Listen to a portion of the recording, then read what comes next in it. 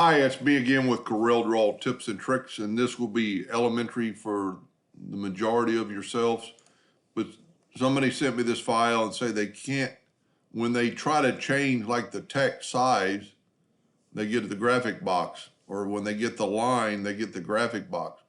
Well, if you don't have anything selected, you're going to get that box. So if you go down and check this line, you're going to get the change defaults. So you have to click or select the font.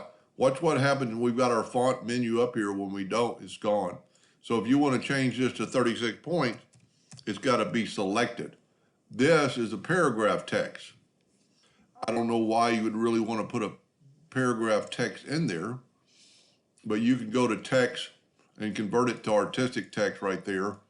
And then you could change the font size or change the font, edit the font. Let's change it to 24 points and put it inside that box.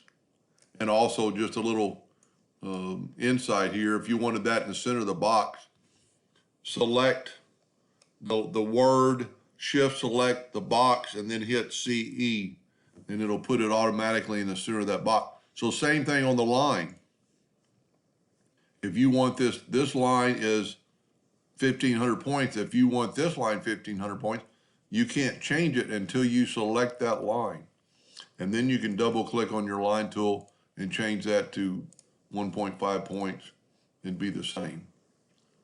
So a lot of tools change when you have stuff not selected. Nothing selected, and for this person, I would change this to 0, 0. That's your duplicate distance.